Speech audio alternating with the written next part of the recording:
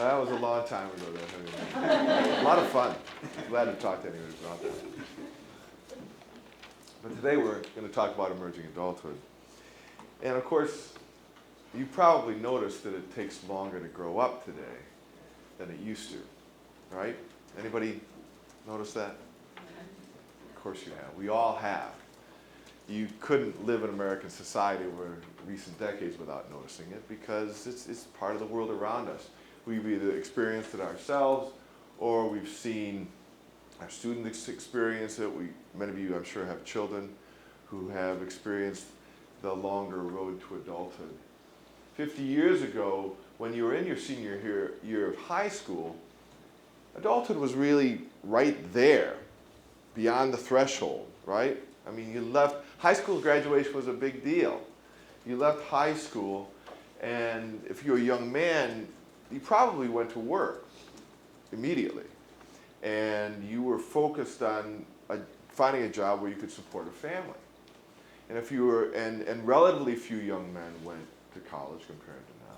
If you were a young woman, you were even less likely than young men of the time to go to college.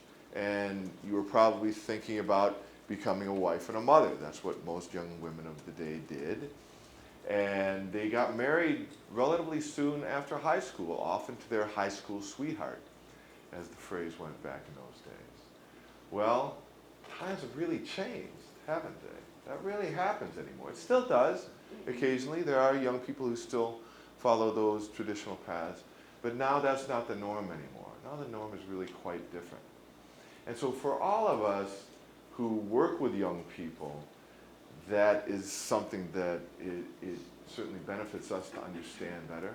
For young people themselves, it's often confusing and disorienting because it's hard to find a roadmap for the years ahead now. Everything has changed so much, and it's still changing so quickly that it means that they have to adapt to a new reality that's not really very familiar to them. And of course, their parents and guidance counselors and so on can advise them, but for us too, it's always changing, isn't it? So I've proposed that by now, adulthood is so far out there when you graduate from high school. I mean, you can barely see it. It's way out there. And you're not all that sure you want to go there, actually. It doesn't look that happy a place. But it's way out there, and it's so far ahead, I think, that there's a lot of benefit to thinking of it as a new life stage.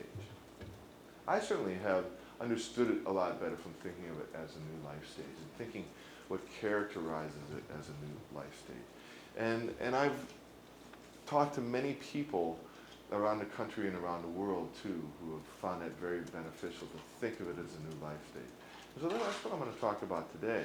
And I look very much forward to hearing what you have to say about it and what your experiences have been with your students and with your own lives, and perhaps for some of you, your children who have emerging adult children. That happens to be a special interest of mine right now because I'm interviewing parents of emerging adults for a Parent's Guide to Emerging Adulthood. I'll be glad to talk about that at some point. So I'm going to begin by giving you the big picture and then talk about some variations in that picture. And then I'd like to hear about your experience as well. First of all, just the basics of what I mean when I use that term emerging adulthood. The age range is basically 18 to 25, although there's certainly no hard and fast age boundaries, especially on the upper limit, the upper part of it. I think for many people it lasts through the 20s. There are people who have said to me that they think it often lasts through the early 30s, especially in parts of Southern Europe. And that's certainly an interesting topic of discussion we can talk about. But I think basically you can say it begins with the end of secondary school. That's a good threshold, isn't it? About age 18. A lot happens at that age. You normally leave high school at that age, and you become legally an adult when you're 18. And you reach physical and sexual maturity for most people at the age of 18. Those earlier years are all about going through puberty. Your body is changing very rapidly. By age 18, you basically reach your physical maturity. And you are changing, you've changed in many ways that mark the end of one life stage and the beginning of another. So 18 is a useful marker at the beginning. The end is tricky. You can say it ends with the attainment of full adult status because you're emerging into adulthood during this stage. And that sounds pretty good until you ask this question, well, what does it mean to be an adult? What is full adult status? That turns out to be rather tricky, as we'll see. Obviously, I'm not talking about something that's a biologically based life stage. And people sometimes confuse this when I talk about a stage. The term stage has been used in a lot of ways through the history of psychology and often been used in this sort of biologically based way. And there's some people who said, well, it has that history, you can't use it in any other way. But I say, yes, I can. I can use it any way I want. I just redefine it for our purposes. I think stage concepts are really useful for help us understanding things as long as we don't consider them strictly biological. Almost everything we are as humans is culturally shaped, is historically shaped. I think that's true of all life stages, even infancy. Certainly with adolescence, which is certainly very biological because it involves going through puberty, but it's very much culturally and historically situated. And emerging adulthood certainly as much, probably more than any of the rest of them. So it's something that didn't exist anywhere as a normative stage of life, as a typical stage of life 50 years ago. And even now, it's a phenomenon very much of industrialized societies. It doesn't exist around the world. It exists in countries like ours where adulthood takes longer to attain, and there is this long period of education and training for most people after secondary school, and people wait later to marry and have children. But it's growing in developing countries, and I'd be happy to talk about that. It's really fascinating. I've been to India and China within the last few years and talked to people there about emerging adulthood. And among their urban middle class, you very much see something like emerging adulthood. I'll be happy to talk about that for anybody who's interested. So if this is true that there's a new life stage now that didn't exist 50 years ago, how did it happen? I mean, a lot of other things must have changed, right, to create this new life stage. What is it that happened? Well, probably the most obvious changes are the demographic changes. And one of the most obvious of these is later ages of marriage and parenthood. So I was talking earlier about how graduating from high school 50 years ago, you're right on the threshold of adulthood.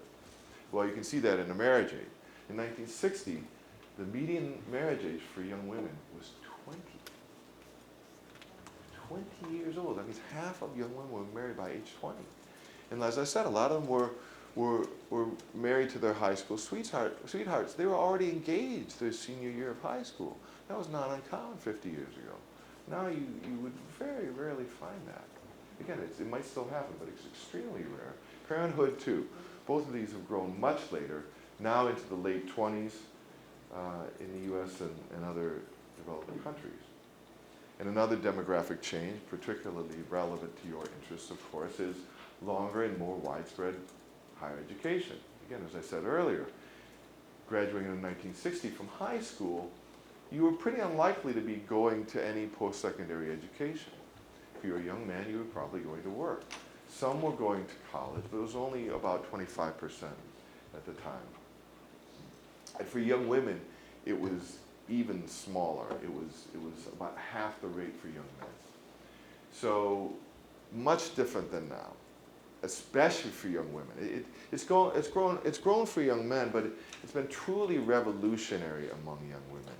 They've gone from being half as likely as young men to go to college to being more likely than young men. Now 58% of American undergraduates are female.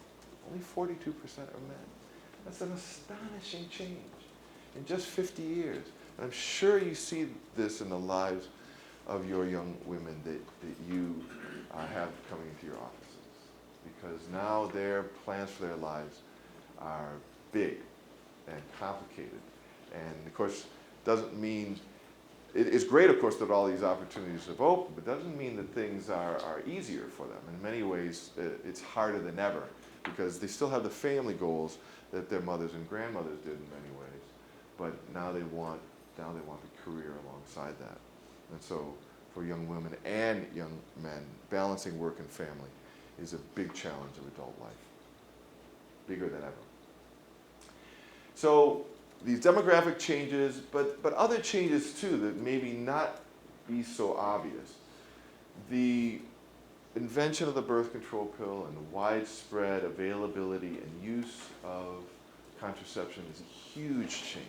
Hard to overstate the impact of the invention of the birth control pill in 1964. Yeah, that might be changing again. Yeah, well, it might. In America. Yes, it might. That's another topic. But it was huge because it changed for the first time in human history. Think about that. It broke the link between sexuality and reproduction. That had never happened before.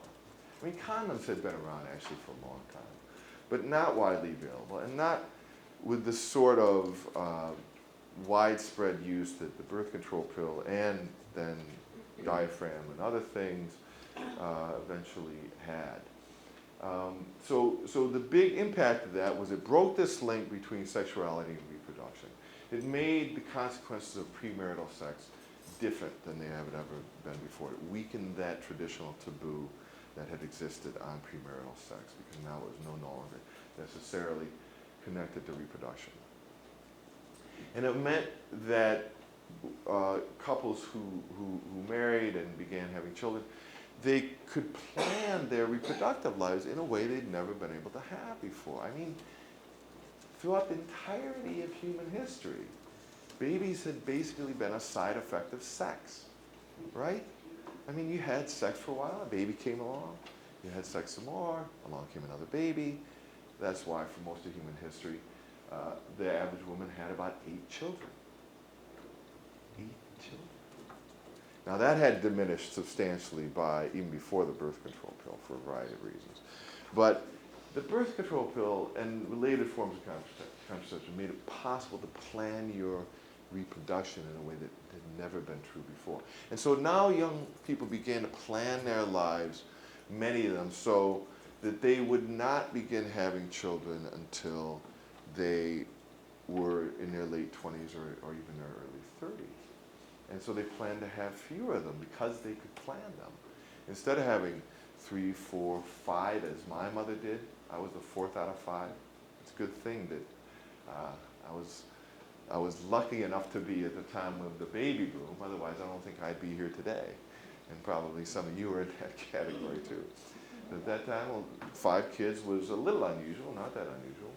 But now that people only want to have 1, 2, maybe 3 children, they can easily start in their late 20s and early 30s and have the children they want. So they think, and so that's their planning. And as I said, breaking the link between sexuality and reproduction resulted in this big social change in terms of tolerance of premarital sexuality and cohabitation. And it's not quite acceptance, is it? It's more like tolerance, and it's barely tolerance. Again, as we've seen in this big debate that's gone on in the last few weeks about premarital sex and contraception, and availability of contraception for young women who are sexually active. So it's still very controversial in American society, but there's certainly a tolerance of it that didn't exist 50 years ago. 50 years ago, it was scandalous to be having premarital sex. It didn't stop everybody. And a lot of marriages at the time were so-called shotgun marriages, where there was premarital sexual activity, it resulted in pregnancy, they got married. Now there's less likely to be an inducement to marriage, although it still does happen. It certainly has happened among young people that I've interviewed. But premarital sexuality went from being scandalous and taboo to being tolerated and normative. The fact is that today, the typical young person is going to begin his or her sex life at about the age of 17. A decade or more before they get married. Again, absolutely unprecedented. Never happened in human history. And cohabitation too, which used to be living in sin, right, 50 years ago? People said that without irony 50 years ago. Now, again, there's still people who very strongly believe that. Interestingly enough, as I'm finding out interviewing parents of emerging adults, But that taboo has really weakened. And like premarital sexuality, cohabitation is normative. 2/3 of young people cohabit before marriage. When 2/3 of a population are doing something, it's not scandalous anymore. It's average. It's typical, even if there is a segment of the population that wishes that were not so. Another big change, again, you can't overstate the changes in women's roles, absolutely revolutionary. And for young women, this meant that they planned their lives differently. 50 years ago, there was a lot of pressure on them to get married by their early 20s because wife and mother was basically the sole future open to them, with rare exceptions. And so they were very intent on finding a husband, getting married, having children. And now that they can and do take advantage of a vast range of opportunities, they think about their lives differently, they plan their lives differently, including their entry to marriage and parenthood. And finally, one other thing that maybe is the less likely of all to have occurred to you, but I think a profoundly important change, is the ambivalence that we now have about adult status. I think 50 years ago, becoming an adult was a big achievement. And you know, you graduated from high school and you went to work. If you're a young man, being able to get a job and supporting a family, that was a great achievement. You felt good about that, and you looked forward to that. And being a young woman, most of them looked forward to marriage and parenthood and wanted to enter relatively quickly after high school. Now people think about it a lot differently. That was, I think, one of the changes, one of the many social changes of the 60s and 70s, in addition to the sexual revolution and the feminist revolution, was a revolution about the way people looked at adulthood.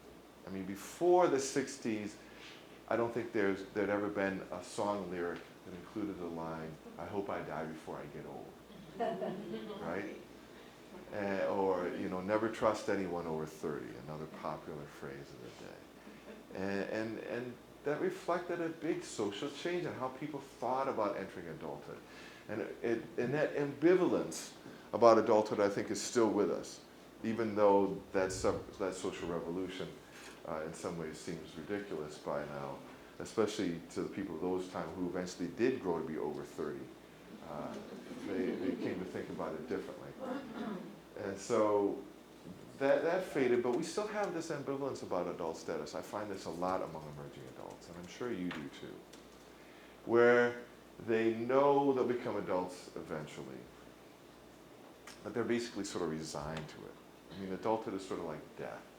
You know that it's out there, you know it's coming eventually, you know you can't really avoid it, but why hurry, right? Why not have your fun now while you can? That's basically the way they look at it, most of them. Okay, well, here are a couple of illustrations of those patterns. This is really an amazing story, isn't it? The 20th century pattern of enrollment in higher education beyond high school. You can see that in 1900 on the far left, almost nobody went. It was strictly for the very elite, almost all of them men. Less than 5% of the population at the time went at all. And then you see a steady rise through the 20th century, but you can see even by 1960 it's only about 30%. And then it really takes off in the second half of the 20th century, in the last 50 years. And it's gone up even since the year 2000 on there, and now it's around 70% of high school graduates who are in college the next year. Yes? Let me just ask a quick question.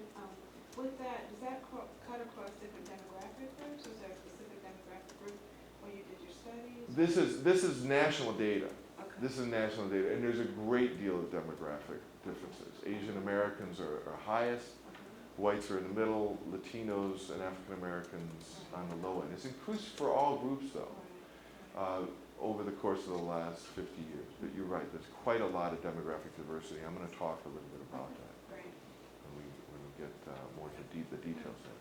And again, just to illustrate the national data on marriage age, you can see how flat it was from 1950 to 1970 even. And then it starts going up, and it's been going up ever since. And again, even in the last 10 years, it's still going up. It's now 26 for women and 28 for men in the U.S. In the rest of the world, it's even later. As I said, this is a phenomenon of industrialized countries. You can see on the left how the U.S. is relatively low in median marriage age for a number of reasons. But you can see all across Europe and industrialized Asian countries like Japan, the median marriage age is even later. It's close to 30. And this is for young women. For young men, consistently across countries, it's 2 years later. So add 2 years to all of these to get the median marriage age for young men in industrialized countries. And then you can see on the right-hand column how in developing countries, it's a much different story. They enter marriage, young women enter marriage typically in their late teens. It's later for young men. And as I said, there are real sharp differences between urban areas and the rural areas in developing countries. Among the urban and middle class in developing countries, their demographic patterns look a lot like ours. I have a question about, in the United States, is that 70% college bound? Are there differences between regions of the country where you'll see, a greater percentage of college bound? I haven't seen that. So if there are, it's not stark enough to be mentioned very much when people discuss this issue. But some of you may know more about that. And are you calling college bound directly after high school, or This is the year after. This is directly. So there are some who take a gap year. Although the gap year, I'm very interested in those of you who are doing gap year related things, because having interviewed emerging adults in Europe, I found that this is very common. There's very little research on it though. But among the young people I interviewed in Denmark, it was normative. Almost all of them had done that. But in the U.S., it's still only 2 or 3%. In college in Europe generally is 3 years versus 4 years. Yeah, that's true. College, that's actually a complicated topic. It used to be much longer, and still is in some countries. It used to be you entered university usually not just 1, but 2 or 3 years after secondary school, and then it took 6, 7, 8 years. But now they're trying to change to our system of a bachelor's degree, because it's ridiculously long often. So they're trying to change it to 4 years, Europe-wide. But I don't know how far along that process is. Yes? When you talk about people going to college, do you have any data about how it breaks down of the actual people who graduate? Mm-hmm. I do, and it's a much different story, partly because a lot of the ones, about half those who go to college after high school go to 2-year schools. And so they don't necessarily get a 4-year degree. And you also, of course, have some who go to 4-year schools and then drop out. So the percentage of young people who have a 4-year college degree by the time they're in their late 20s, okay, 25 to 29-year-olds, is only 30%. But a lot of them get 2-year degrees. I mean, a 2-year degree is a very useful degree. You can get a degree in nursing, or become an EMT, or do computer science. You can get a lot of very good practical degrees through 2-year colleges. Okay, so that's a little bit of the background. And now let me talk about some of the things that I've learned from interviewing hundreds of emerging adults. So this is based mainly on the original study that I did on this, involving 300 young Americans ages 18 to 29. I went all the way to 29 because I wanted to see what it was like going beyond it. I wanted to interview young people who had made that transition. When did you do it? And this is from the late 1990s to the early 2000s. And very diverse backgrounds. It's not just college students. It's not just white and middle class students. It's a wide range of people, socioeconomically, ethnically. It's African Americans, Latinos, and Asian Americans, as well as whites. And from different parts of the country as well. So, and it's interviews. It's not just questionnaires. And so it's a very diverse sample. And I'm a developmental psychologist, so I wasn't, of course, originally thinking about this as a new life stage. This came to be my idea after I had interviewed many of them, but I wanted to see what were the distinctive features of this age period. And so I interviewed them about all sorts of things, and in the course of this came up with 5 features that I felt came out often, that characterized them as a life stage. This doesn't mean that these apply to all of them, and it doesn't mean that these things just begin at 18 and end at 25 or whatever. Most of them start before that and continue to some extent after. But I think these are 5 things that are more prominent in this life stage than other times of life. So here are the 5. It's the age of identity explorations, the age of instability, the self-focused age, the age of feeling in between, and the age of possibilities.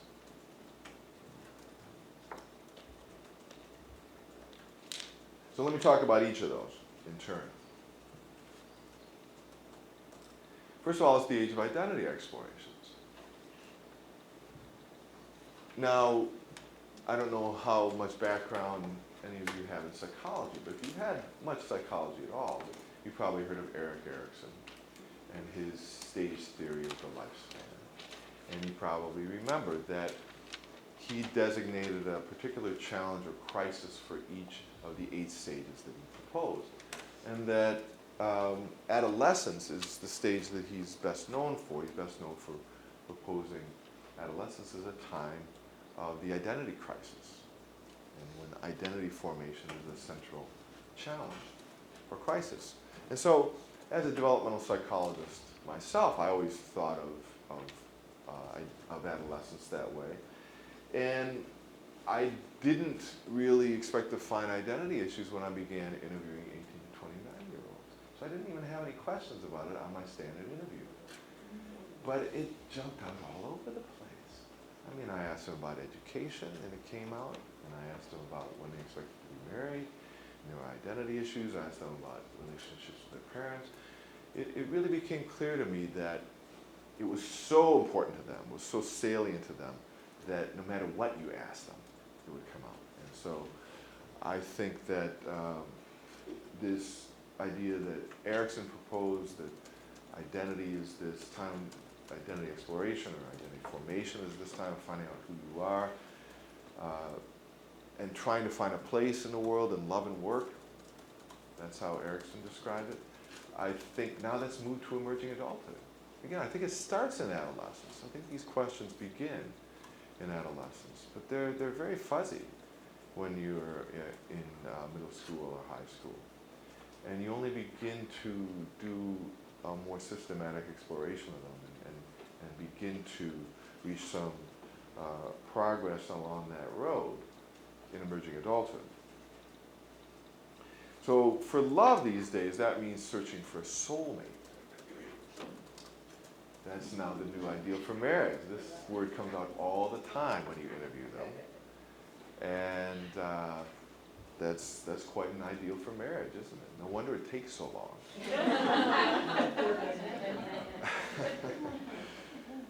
But that's the new ideal. Look at this. This is from a national study. This is not my research. This is the National Marriage Project. They asked this item.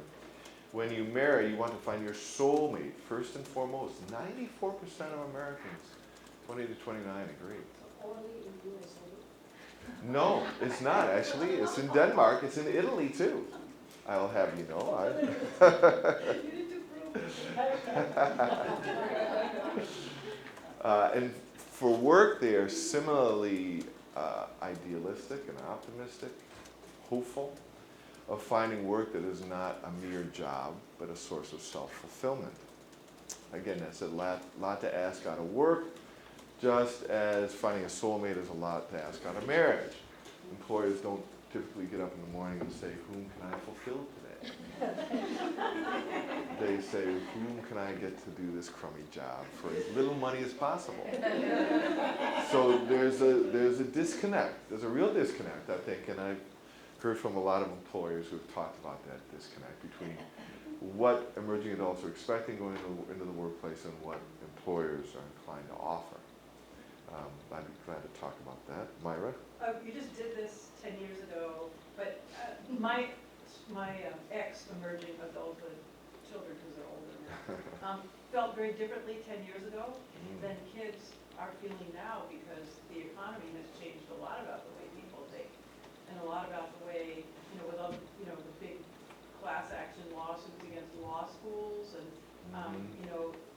I wonder what it's like now. Are you still talking to these people? And it's Yeah, still the same? I'm still talking to them, and I don't think it's changed, honestly. Yeah, I'm still talking to them, and there's other research coming out too, showing that they still have very high expectations.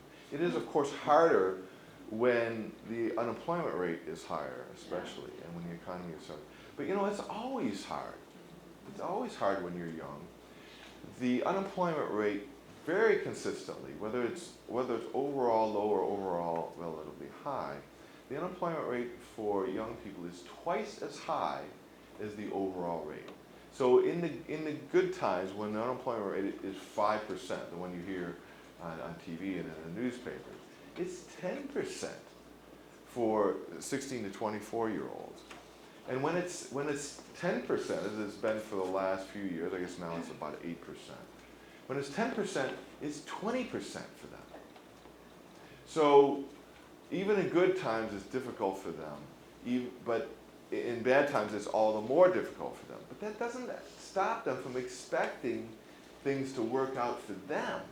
And it doesn't stop them from aspiring to what I call identity-based work, a job that's going to be self-fulfilling. And yes, they often have to lower their expectations once they enter the job market. But again, that's true even in good times. Even in good times, self-fulfilling jobs are really hard to find.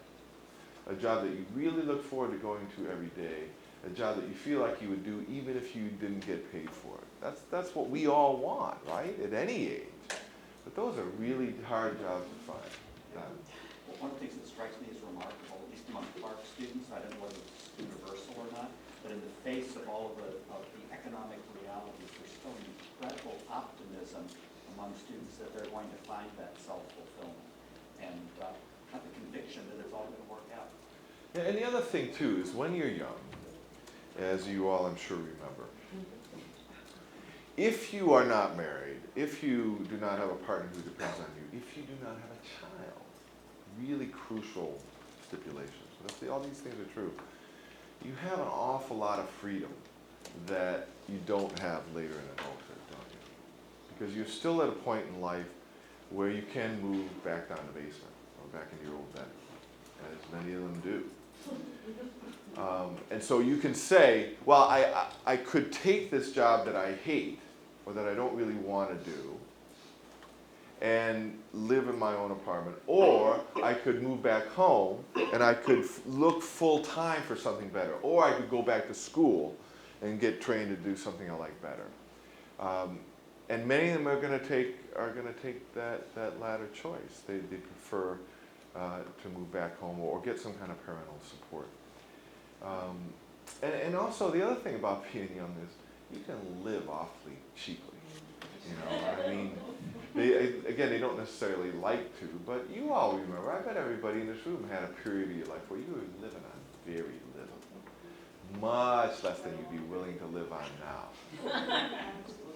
And they can, they can get an apartment or a house with 4, 5, or 8 other people, and live very cheaply for a while they're working part-time at Starbucks and thinking about what to do.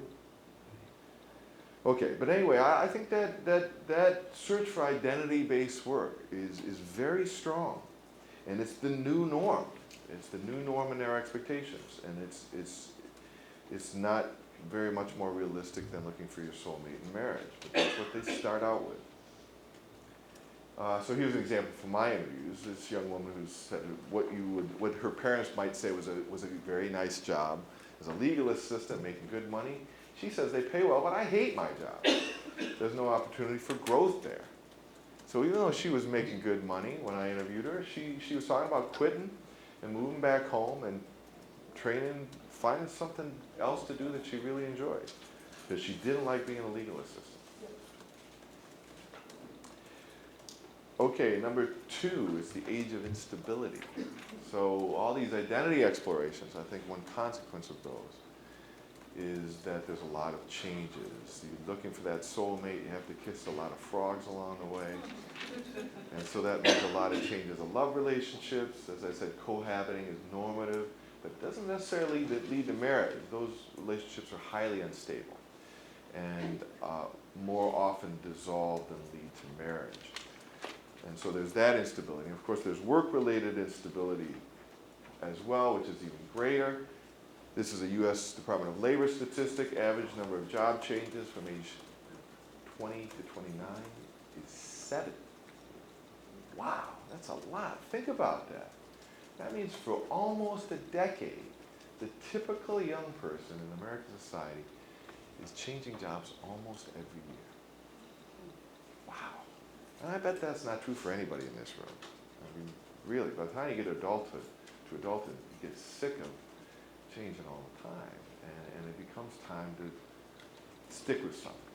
And most people do. I'll show you a statistic later that reflects how that changes. So people who are afraid to quit a job they don't like because they had one every year and they think when they become unemerging adults and they're trying to become adults, they actually are afraid to quit jobs they don't like because it'll look bad to potential employers. My son's girlfriend's going through that now. And what she just said, I can't quit another job. And does that Yeah. do Well, I employers think do the that? closer they get to 30, the more that's true. Yeah. But as that statistic shows, I mean, that doesn't stop a lot of them from quitting and trying something else. Although a lot of them get fired, right? They're last to be hired, they're first to be fired. They're expendable. They don't have much experience or expertise. So it's that too. Do employers So- see that though when they look at it? Do I employers don't see know. That's a good question. I haven't really interviewed employers, although I've talked to a lot of them informally. If that's the norm, I wouldn't think they could exclude many people on that basis, right? But a lot of the jobs that they're having are crummy jobs in their 20s, right? They're transition jobs. They're jobs they have while they're going to school to help support themselves, help pay their tuition. They're jobs that will allow them just to survive while they're living with those 4 or 5 or 8 friends or down in the basement of their parents' house that will just bring in some income till they get something better or figure out what direction they want to go in. She looks awfully happy about it, which is a little surprising, but you know, they are optimistic. They are doing crummy jobs, but they mostly believe that there's something out there better for them. And so even though it's a crummy job, they believe that brighter days are ahead. Here's another great statistic reflecting instability. Again, this is a government statistic. This is the percent of people in each age group who have moved in the past year. And you can see it's really quite low among those kids in their teens. But they hit age 18, 19 years old, and off they go. By the time they get to their mid-20s, every year almost 1/3 of them are changing their residence. And this reflects so much else about their lives, doesn't it? When you think about it. It reflects moving out of their homes for the first time. It reflects cohabiting with a partner, moving out when the cohabitation doesn't work out. It reflects moving to another part of the state or the country or the world for a while. It reflects roommate situations that don't work out. It reflects moving back home again, as I said. For about 40% of them, they move back home after they move out. Okay, number 3 is the self-focused age. And I want to be careful to distinguish self-focused from selfish. I don't think they're selfish, although they're often accused of that. But I think they are self-focused, and by that I mean they are focused on their own self-development.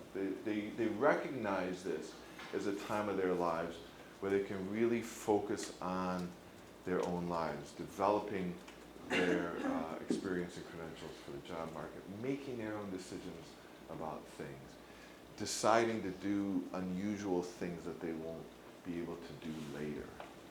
And so they're accused of being selfish, but I think there's a real wisdom to this. They're absolutely right that while you're in your 20s, before you have a commitment to a long-term partner, before you have kids, before you have that career job that you're going to stick with, you have the chance to do something really interesting. So go to a different part of the country or the world to work for a while. Try something like music or acting or the arts, the other aspects of the arts that are high payoff but low likelihood professions that they might feel they have a talent for. Why not try it when you're 21 or 25? You're not going to be able to do it when you're 35 or 40. By the time you're 60, you'll be too tired. You'll be free again, but you're not likely to have the gumption to live like you could have when you're 25. So they're self-focused in the sense that they're more independent from their parents than they used to be,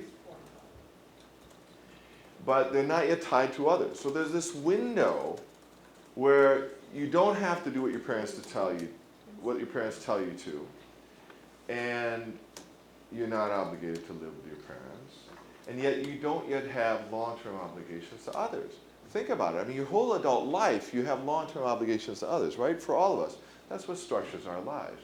We're obligated to spouses, partners, children, people in our community, employers, employees, colleagues. We have this web of obligations. And of course, emerging adults have some of that, but it's weaker in this window than it is before or after. And again, I think it's very wise of them to recognize it. Here's a very wise young woman that I interviewed talking about this. This response to the question, when do you think that you might get married? She had a very serious boyfriend. She says, I think I want to get more in touch with myself. I want to be a little selfish for a while. And selfishness and marriage don't seem to go hand in hand. Good idea to realize that before you get married instead of after.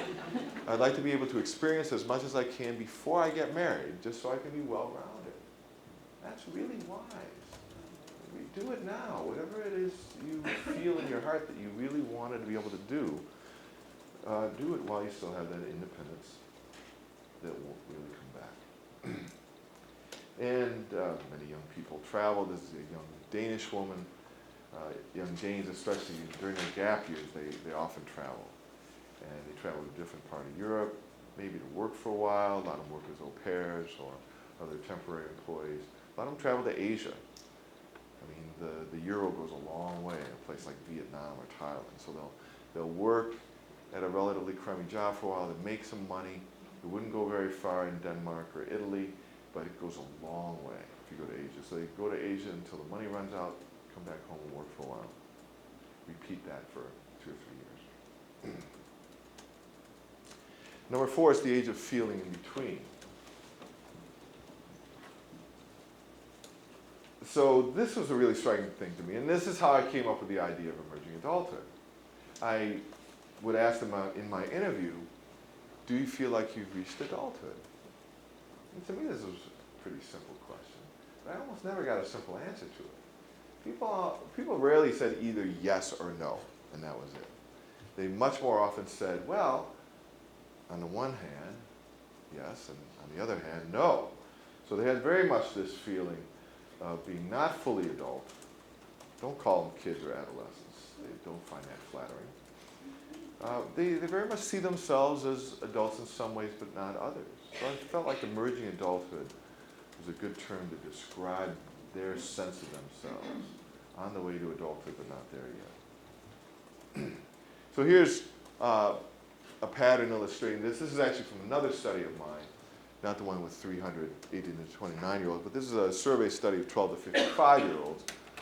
And look first at the yes bar. You can see for the 12 to 17-year-olds, it's low, although some of them feel like adults. And they're an interesting group. They're generally young people who have had a very difficult childhood and adolescence. So very disrupted family life. They had a lot of responsibility at a young age. So they felt already in their teens like they'd reached adulthood. But that's pretty rare. 18 to 25-year-olds, it goes up. You can see the striped bar there, but it's still less than 40%. It's not until you get to the 26 to 35-year-olds where you have a majority who've reached adulthood. 36 to 55-year-olds, almost everybody. but still not everybody. There's still 10% who won't concede that they've reached adulthood. Who still have that ambivalence about it, that a lot of the young people have. They don't want to admit that, to them, saying I'm an adult means I'm not growing anymore. My soul is dead. I'm not growing, I haven't grown for years, I'm not going to grow again. That's the way some people view adulthood, even when we would think, by all appearances, they've reached adulthood. That's the way a lot of the young people. Well, it's not for us. We're all over it. No, we are. See, they have no idea how much fun it is to be an adult. This is the best time of my life. And the research absolutely supports that. Middle adulthood, as it turns out, is a far more contented period of life than being in your 20s. But they don't know that when they're in their 20s. They look at their parents' lives, and it looks too slow. It looks too predictable. They like not knowing what's going to happen next year or the year after, because it might be something good. But we, I think, by and large, and I'm not speaking for everybody in this room, but by and large, those of us in midlife like knowing what's going to happen next year. We prefer to know. And we have more of a stable sense of ourselves, and we have just more wisdom and knowledge about life and more understanding of things. But they don't know that when they're in their 20s. It looks, doesn't look like that much fun to know. Okay, here's an example from the interview. It's so much fun to hear them talk about adulthood. And this illustrates some of the things I was just talking about. Here's a young man. Asked this question, do you feel like you've reached adulthood? He says, not absolutely, because I still sometimes get up in the morning and say, good Lord, I'm actually a grown-up. Because I still feel like a kid. I've done things like just got up one morning and said, you know, I'm going to Mexico, and just get up and go. And I should have been doing other things. That helps explain those 7 job changes, right? And isn't that great? I mean, it's true, you can just get up and go. Who can stop you? There's no spouse or partner there to stop you. There's no kid saying, Daddy, where are you going? Well, there you go. Yeah, in case something happens in Mexico that does not listen to you. A growing number of homeless dogs too, because they're taken off and pets are roaming around. Well, that could well be. Maybe the dog comes home to stay with the parents, right? While you're in Mexico.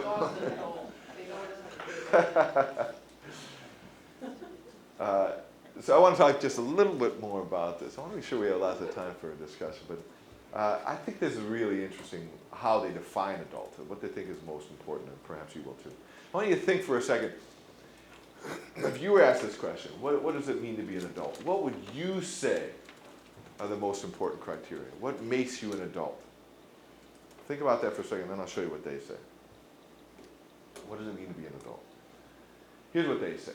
This is very consistent across many studies that I and many other people, not just around the country, but around the whole world have done by now. It comes out with remarkable consistency. Number one is accept responsibility for yourself. That word responsibility just looms large. And this really surprised me. This is a good example of the benefit of doing interviews instead of just giving people questionnaires. Well, I had developed a questionnaire when I first started doing interviews. I didn't have this on it. It didn't occur to me. But my first 10 interviews, everybody mentioned it. So I put it on there, and ever since then, many years later, this is what comes out on top. Number 2, making independent decisions. Again, both of these very independent-minded, right, individualistic transitions. And number 3 is 2, financial independence. How many of you had at least one of these on your own personal list of criteria? Okay, so this was really surprising to me, but even more surprising in some ways are what ranks at the bottom. Because it's the old-fashioned demographic criteria. Finish education, get married, become a parent. This is how we're used to thinking about it. This is how, in some ways, social scientists, including me, still define the entry to adulthood. But that's not what they say about it. They don't mention these at all. That was a real They don't surprise. mention these They things. don't mention them. Forget it. And on the questionnaires, they rank rock bottom, very consistently. Now, the one thing I need to add to this, though, is that parenthood is more complicated. Parenthood is a complicated thing because this is an ad, this is an insurance ad from last year, and I had to laugh at this because, I don't know if you can read the small print up there, but it says, you know where dude meets dad, I'm there. Well, this guy's obviously never had an actual child before, first of all. He's an actor holding a baby badly. He's not even supporting his back. But if he were a real father, he would know that dude and dad never meet. Once you become a dad, your dude days are over. And so, if you are an involved dad, unless you disappear, of course, as some of them do, but the thing about parenthood is that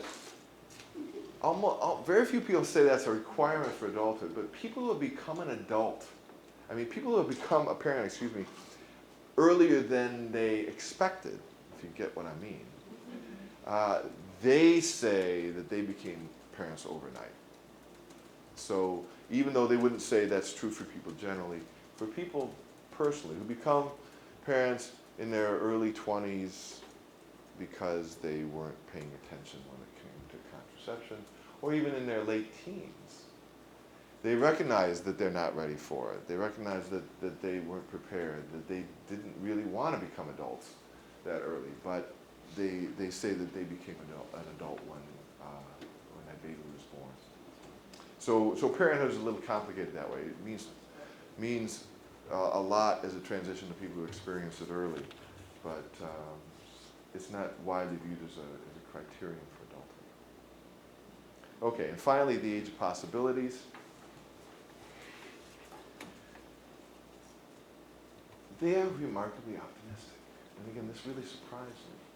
And this doesn't mean that their lives are going well now. And often they're not. It's a time of pretty high anxiety, depression, confusion, uncertainty. Because they're going through all these identity issues, which are quite daunting. They have this responsibility to know who they are and figure out where they're going in life. And that's very difficult for many of them. And many of them feel like the things they really want to do aren't really available to them. But it's remarkable how optimistic they are in spite of that. Life may be tough now, but eventually life is going to be good. Almost all of them believe that. Here's another national survey, again, not my data, I'm borrowing this one. But this item, I'm very sure that someday I will someday I will get to where I want to be in life. What percentage of young Americans would you think would say yes to that? Almost everybody is the answer. 96%. I am very sure someday I will get to where I want to be in life. That's why it's fun to work with. Wow, it is. I agree entirely. That's why I love interviewing. Yeah. And I'm often sort of shaking my head internally when I'm listening to them with this glorious view of their future. But on the other hand, it's kind of touching, it's kind of endearing how high their hopes are. And really, people mock them for this, but, and again, it is a little worrisome to start out with hopes for life that are so high. But on the other hand, there's a real energy that goes along with it, isn't there? There's a real determination that they get from this. Life is difficult in your 20s. For most people, regardless of economic background. Of course, it's much more difficult if you're from a low-income background. But across the board, it's challenging and difficult. And I think this belief in themselves and in their future gives them the resilience to move through those years and get up again and again after they've been knocked down. So let me give you an example of this from my interviews. Do you think your parents' lives will be better or worse than your parents' lives have been? This young man says, well, better economically, better personally. I just think by the time my parents reached my age, they'd already run into some barricades that prevented them from getting what they wanted, personally and family-wise. And so far, I've avoided those things, and I don't really see those things in my life. I don't like my job. I'm frustrated about the lack of relationships with females. But in general, I think I'm headed in the right direction. What can you say? I hope he's right. I hope he is headed in the right What direction. about those animals were his parents' life? I don't know. I think they had him. He said later in the interview, they felt like he felt like they had children too early. They'd had him when they were 21 and 22, and he felt that at 23, even though he didn't have superficially what they had, or to look from the outside in, he felt like because his possibilities were still open, he had advantages over them at the same age. Susan. I'm feeling like there's a sea change in the values in our country over the past few years, and that the optimism that you're using the word optimism, and I think that people are digging deeper in terms of their own human values and how they define success, and that even in a job that might look from the outside when they're young as not a fulfilling job, can become a fulfilling job based on the resiliency and the creativity of person doing that, and that economically, there may have been a certain standard people were trying to aspire to coming out of World War II, building the American dream, that now that we're starting to see is not really leading to inner sense of happiness and peace in life. And so when young people are talking about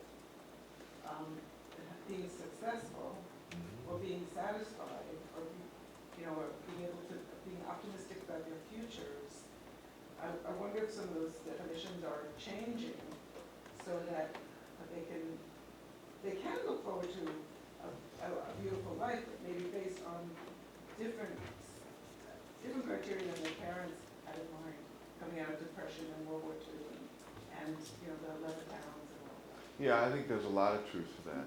I mean, despite the recent difficult economic times, this is still the generation of young people that is the most affluent in American history.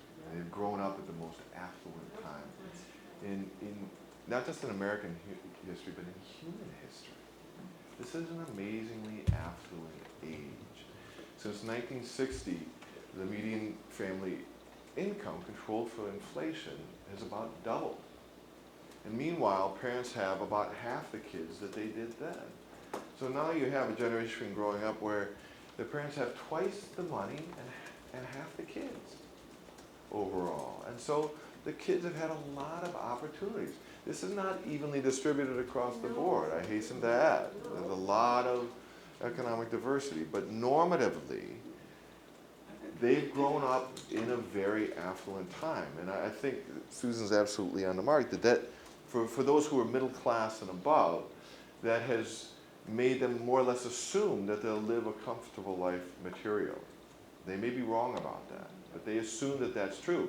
And so their goals become different. Instead of just hoping to have a Levittown-style house and a car in the driveway and a washer and dryer and a refrigerator like their grandparents aspired to, they're assuming all those things will be true. In fact, it'll be a house twice the size of that Levittown house, and it'll be 2 cars in the driveway that are bought within the last 5 years.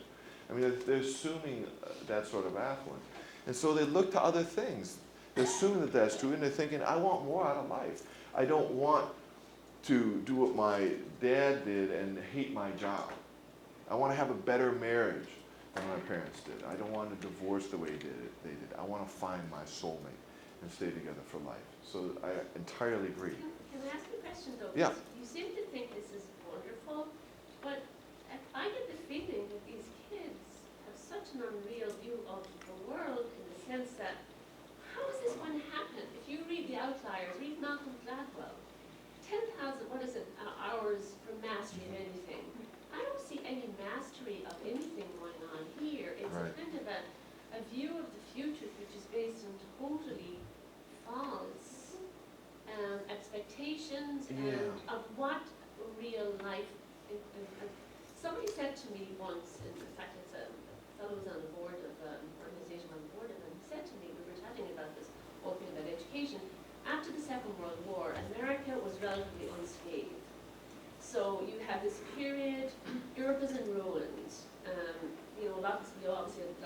parts of the world which are so totally undeveloped. America had carte blanche, if you like, for the future. And this generation of kids have been the beneficiaries of that. I mean, I'm constantly shocked when I say to a kid, what did your dad do? How did he get to where he is? What did your mom do? I don't know. I said, well, you know what? Your first exercise is go home and ask your dad. How did he get to where he is? They complain about the fact that my dad's never home, he's working. He's working long hours, for what? For you to come to me in your, whatever the heck, car with GPS always. And so to me, the idea that this is great that they have the sense of expectation it's all going to work out on the basis that, you know, I don't like my parents had, I find that very disconcerting. Yeah, well, I definitely see what you mean. I definitely see what Am you I mean. As I said, sometimes when I listen to them, I worried for them that they just expect too much out of life. But, and so actually I've become very curious now about interviewing people in their 30s to sort of see how it turns out. But I've already learned a lot from interviewing people through their 20s, because a lot of the people in their late 20s have already come out the other side. I'm the mother of those children. And I have found my tentative conclusion, and it's by no means comprehensive or final, but my tentative conclusion is that they adjust their expectations. You know, they start out shooting up there, and then they find what they can get. You know, they start out with the soulmate ideal, and then you find a marriage partner that they marry, warts and all. Keeps the therapist in business. And they start out aiming for a job that's that dream job, and then they take what they can get. They find the best that they can get, and that doesn't stop them from still hoping there's something better. But by their late 20s, most of them have committed to something they're going to have for at least 5 years. So we'll talk more in a minute. Let me just finish up. I definitely want to get a chance to hear more comments, but there's a couple of more things I want to show you.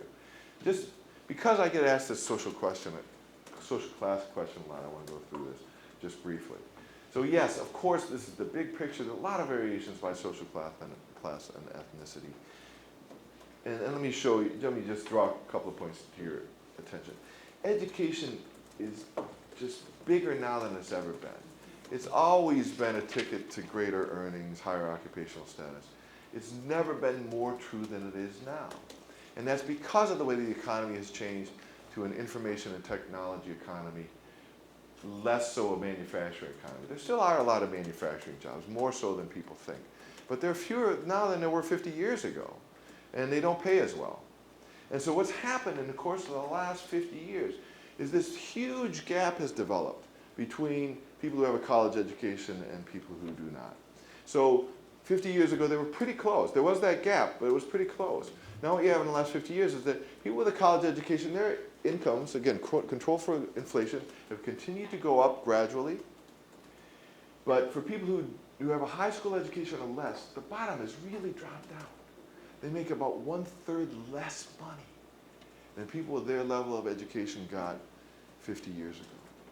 Because you can't go to the Ford plant anymore and count on getting a job, as you could when I grew up in suburban Detroit.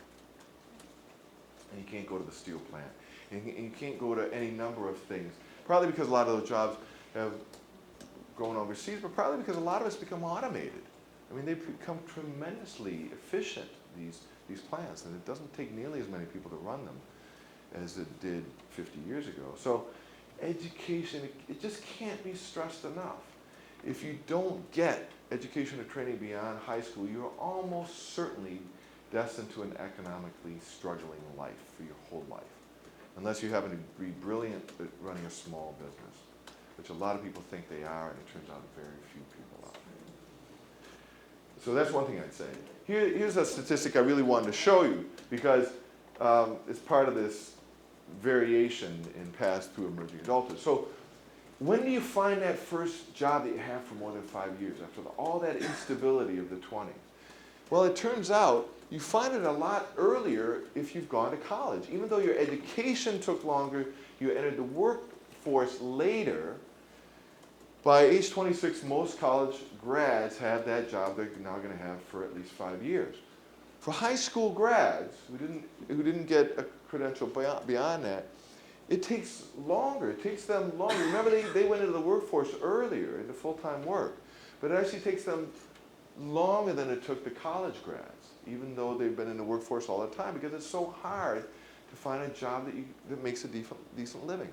If you're a high school dropout, the road is even tougher and even longer. You're 35 years old before you have the job that you're going to have for at least 5 years, on average. So these are very much different paths. I think they are all forms of emerging adulthood. I think it's one stage with many paths, is the way I put it. I think the 5 features that I described still apply. I think in some ways, though, emerging adults from a lower class background, and I mean according to their parents' education, that's their class background, they do tend to feel adult a bit earlier, and they tend to marry a bit earlier and have their children a bit earlier. So in that sense, I think their emerging adulthood is maybe shorter, but I still think they have it in some forms. Again, the same 5 features. Having interviewed people across social classes, I see the same 5 features across these groups, even though the paths that they take through emerging adulthood may be different.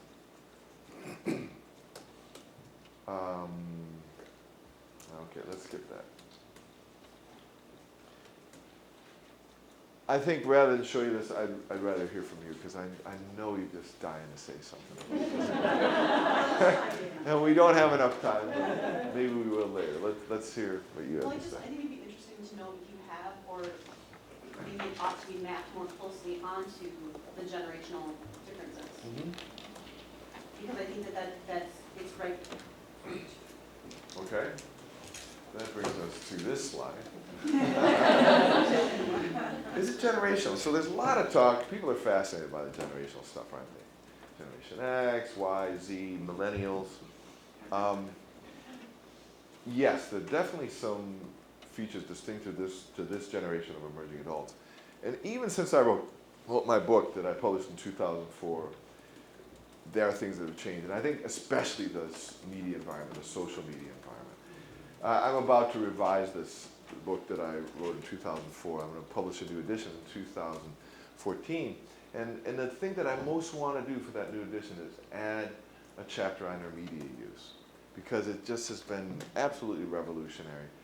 Again, just 2004 when I published this, there was no Facebook, or nobody knew about it.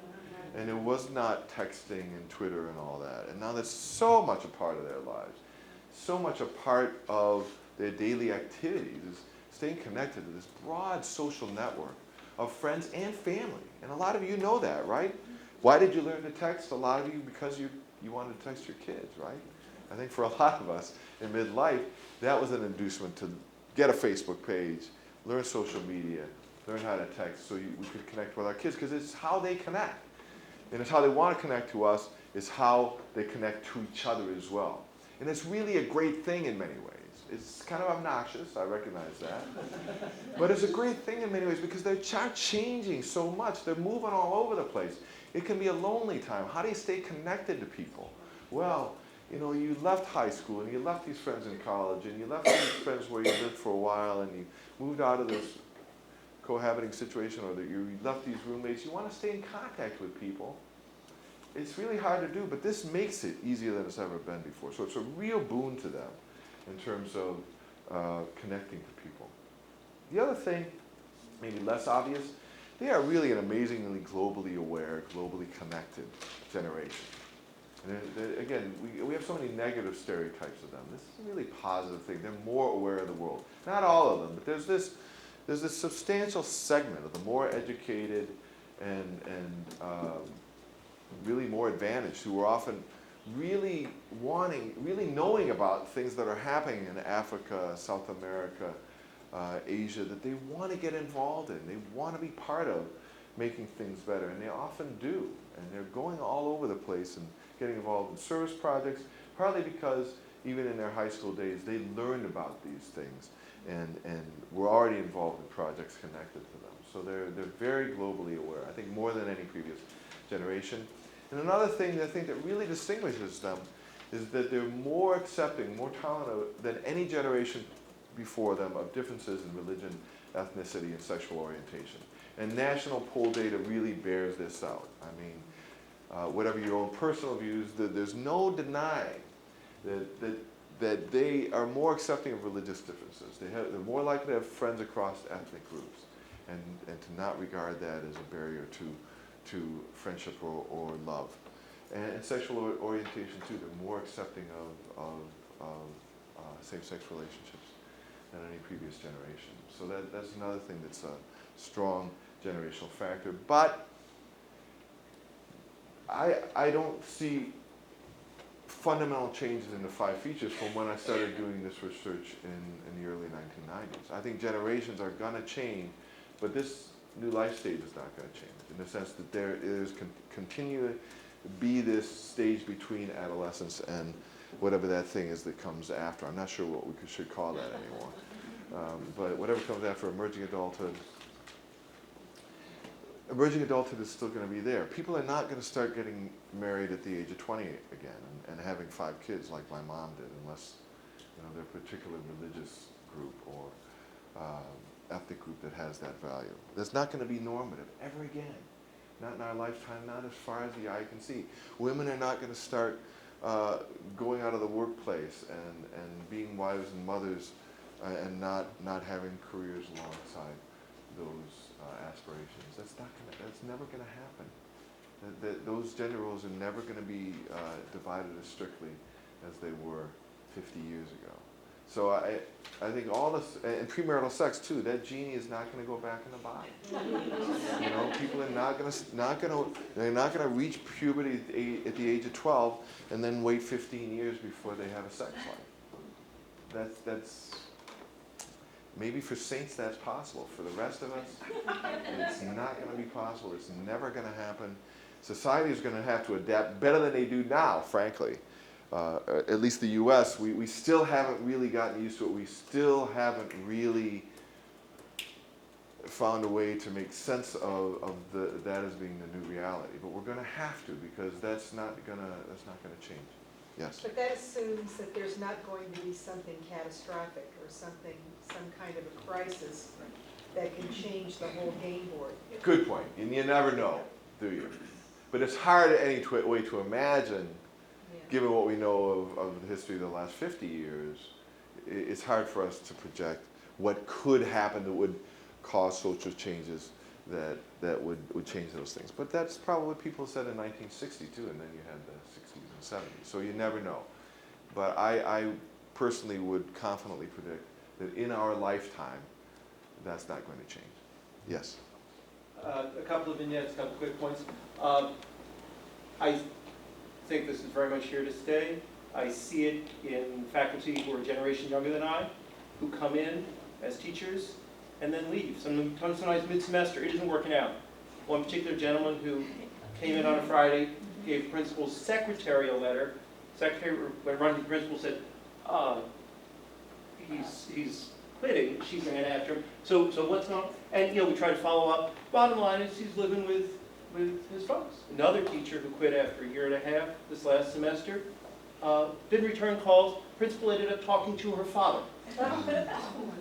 And the answer, and she had actually almost had an exit interview. The answer was, well, my parents, want me to go to law school. Well, that's great, but you're, a year and a half into teaching and you're halfway through semester.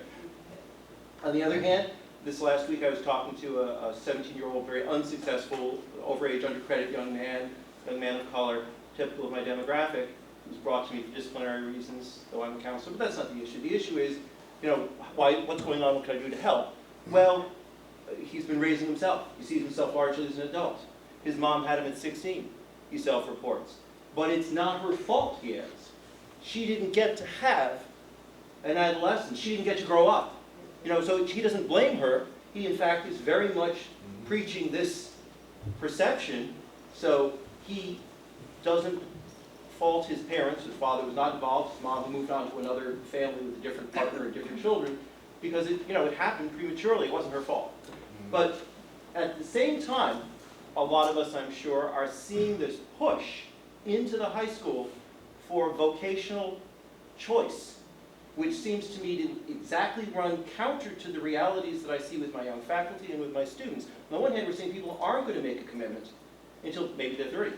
On the other hand, we're seeing national pressure that we should have high school majors. Some of you probably are in high schools where students are being pushed to declare a major.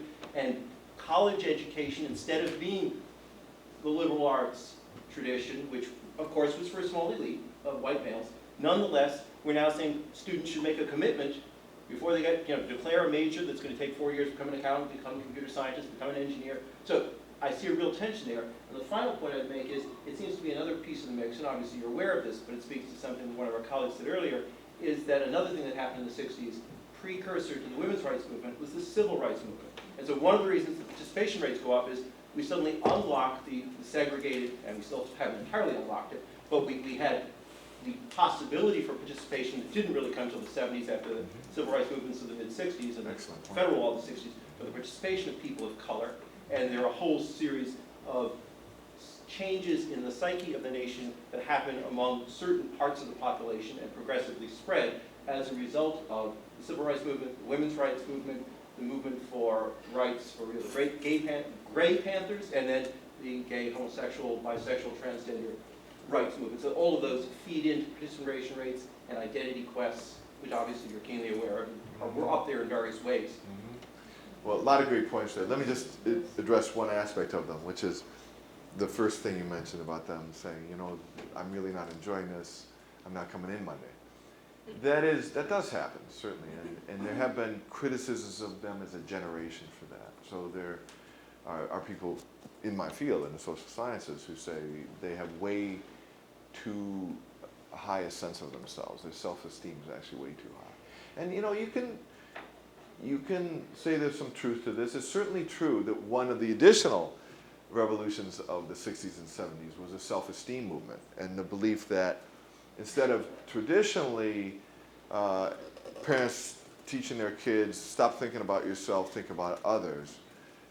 Duty should come first, obligations to others, obedience to parents and teachers. That's not a word used very much anymore. People began to be more interested in raising their kids to feel good about themselves, right? That was part of the 60s revolution, and it was psychologists who deserved the credit or the blame, depending on how you look at it. But parents of that generation who grew up then became parents who wanted their kids to feel good about themselves, who wanted their kids to have high self-esteem and believe that anything was possible. And it worked. Their kids believed it. Their kids got to emerging adulthood and said, I want to find something that pleases me.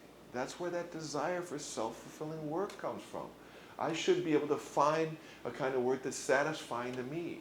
I shouldn't just go to work because that's my duty, that's my obligation, I have to support a family. That was the traditional way of looking at work. It wasn't expected to be fun. Now it was supposed to be fun. And they believe that, and it's very irritating to employers sometime and to parents sometime. It's not all parents who say, my kid wants to go to law school, so, you're out of luck. Parents are sometimes, pulling their hair out because their kids have what looks to them as a perfectly good job that they're not enjoying, and they think they should stay in it until they find something better. But the kid says, why should I? And wants to move back down the basement, or wants the parents to give them $1,000 a month to live on until they find something better. That's exasperating to parents, and I understand that. But I would only say that the other side of this is that sort of self-belief is a source of resilience. Again, it's what allows them to make it through what is in many ways a rough decade after high school. It's painful, I'm sure, and it is irresponsible, obviously, to just quit your job like that. But it's painful, too, to many of them to have to slink back home and live down in the basement. They, by and large, don't do that and don't want to do that. And when the ones I interview, when they do it, it's out of necessity, usually. They've been fired, or they got their education and couldn't find a job, or cohabitation ended painfully. There was some kind of pain involved for them that led them to have to say, Mom and Dad, is it okay if I move home for a while? And they're counting the clock from the day they move home. They want to go out again. They don't want you to know what time they came in on Saturday night. They want to be able to bring home anybody they like without you knowing. They don't want you commenting on their purchases. And they know all of that is going to happen if they move home. They'd much rather live at a lower standard of living and have their independence than have parents subsidize them. That's the reality, even though they often get caricatured. So I just want to add that, because they often are ridiculed for it, and I think it's largely unfair, even though there are certainly cases that support it. Jared? One of the things that I think is really fascinating is working in admissions. You get to see sort of the cross-section of schools. So in the course of the year, I visit, small private schools, large public schools, urban charter schools, and everything in between. And it's really interesting how the idea of age of possibilities and optimism has really been, that's been really perpetuated, I think, by education reform and what's going on in education, because we now have a landscape, from what I can see, that's very averse to failure, that sort of has an expectation of universal attainment for every student. And so for students that are going through secondary education now, even from 15 years ago when I was in high school, there are no sort of exemplars of failure, or very few exemplars of failure. There's not this sort of educational, intellectual have and have not that there was just a short time ago before, I went to high school before No Child Left Behind, and it's changed. So I see it when I see high school students at college fairs. There's this sort of boundless, completely unrealistic optimism that you see. And I'm wondering what's really fascinating about having a group like this assembled today is to maybe talk about how in your roles you can start to introduce sort of safe failure for your students to be able to have some more realistic expectations about the world that they're entering. Because I feel like even 15 years ago, my peers in high school had a much more balanced worldview than the students that I talked to. It's really kind of fascinating to see. So I'm interested to kind of get everybody's take on that maybe later when we break down into smaller groups. And let me say just a few things. I do want to hear more comments, but I think as a springboard to this afternoon's talk, I just want to mention a few things that I think are that I thought of especially relevant to your interests as people who work with high school students. Again, I think you can't overestimate how important it is to communicate to them the reality. You have to get some kind of education or training after high school. It doesn't have to be a four-year university. Community colleges are a great resource for practically nothing.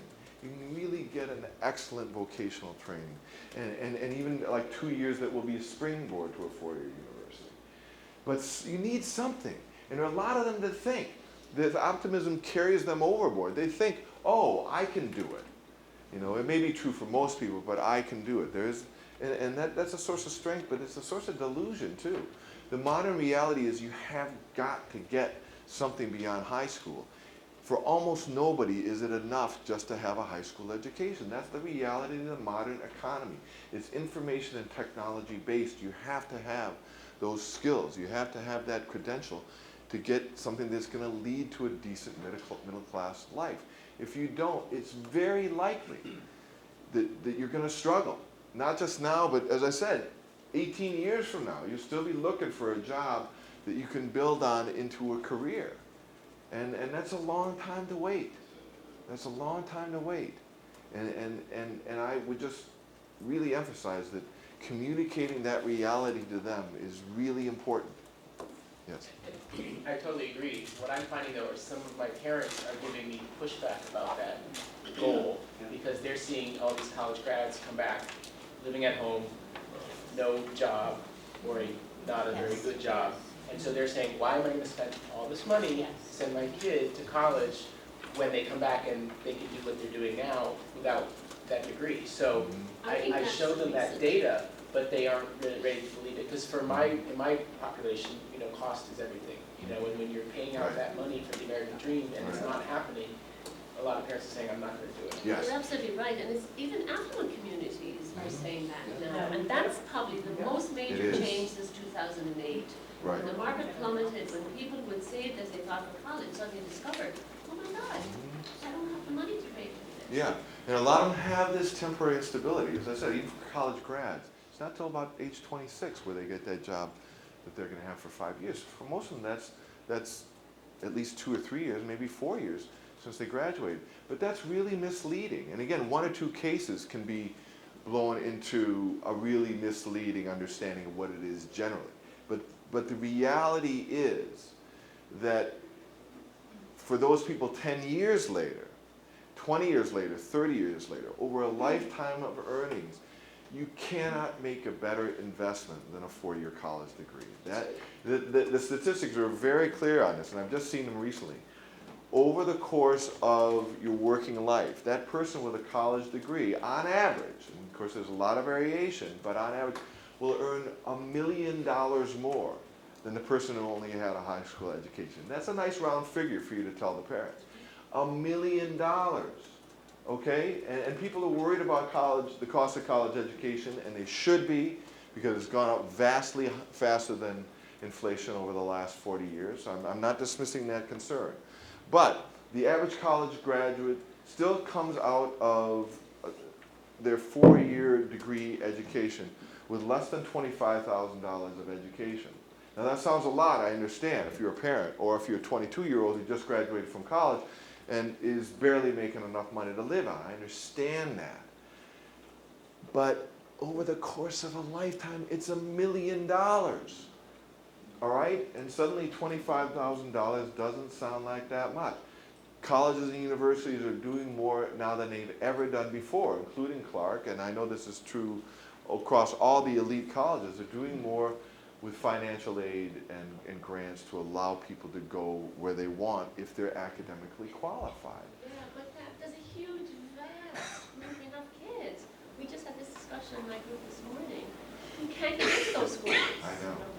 There's But even the huge community numbers of them. colleges, are getting tremendous unsung I Not know, we true just- in California, Yeah. not true. It takes Well- an average of 3 to 5 years now to get 2 years worth of work done. And the dropout rate is plummeting. I think we're at something like 21–22%. It is high. They make it through. And even in They can't get Massachusetts, through. Yes. nursing degrees are Yeah. 3 years in community colleges, and most of the young kids can't get in because it's usually adults returning to the workforce who gets co-ops. Okay? But That's what's going on. I think it's also the student who goes who's really not prepared for college No, level you're work. right about that too. Okay, and so these are students There are a who lot of would them, say, I and want there are a to lot who go to are college. working 50 hours a week in addition. They're trying to take a But I class. also see it's students who've never really worked, and never been motivated, and never assumed that responsibility, and do need that gift of time to maybe continue work 50 hours, and then when they're a little more adult, are ready to undertake that. But then also you have kids who are well prepared, who are capable of doing college level work in class with your kids, who aren't prepared and are bored and don't want to be there. And we have parents who don't want to, who can't retire because they're trying to fund the basement where the kid comes back to.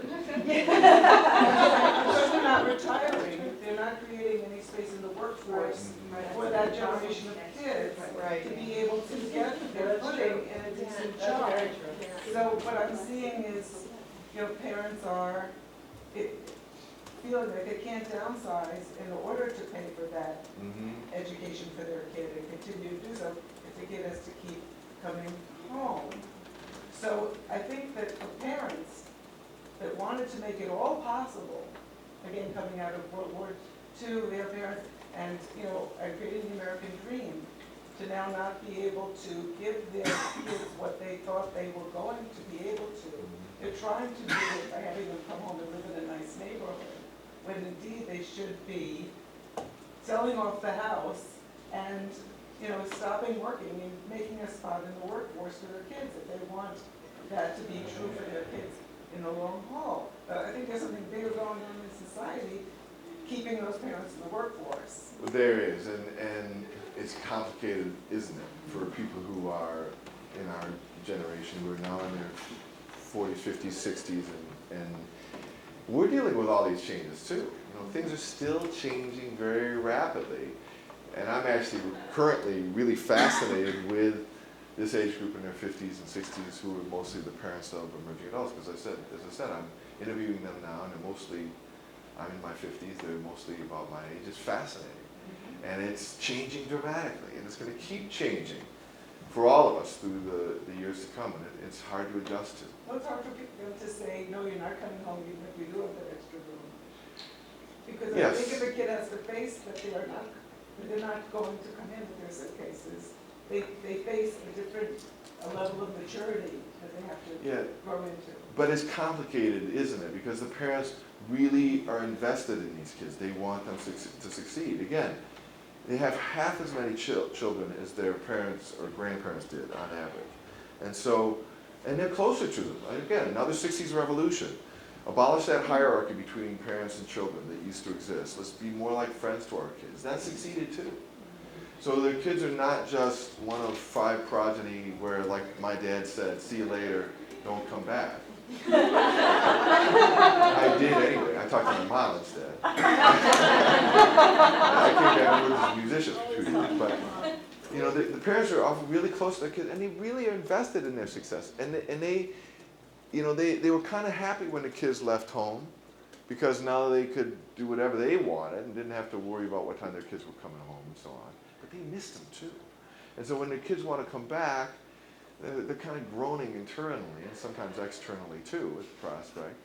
But they're also saying, you know, I really missed you, and it was nice to have you here, and it'd be nice to have you come home again for a while, because when they leave home that next time, they recognize eventually they're going to come home, they're going to leave and not come back. The parents are not getting massages and their kids are getting massages. Yeah, well, I know. As I said, it's complicated. But I'm just saying that I'm hearing that from parents.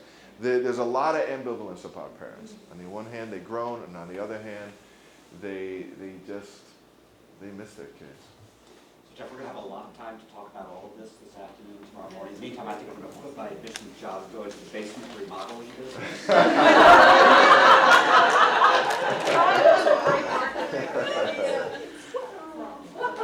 But we do need to get to lunch, so Jared, do you want to help with the logistics on that? And again, there'll be plenty of time to play with all of this afternoon. Sure, the Okay, logistics before are- you, I'm just going to mention these last things again. Food for thought for this afternoon.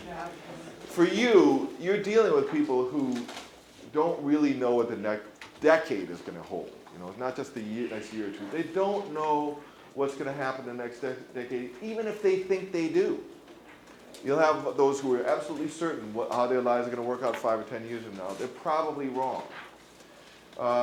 One strategy is to think about encourage them to develop a 5-year plan, but be prepared to revise it. They're almost certainly going to have to. Okay. Thanks, Jeff.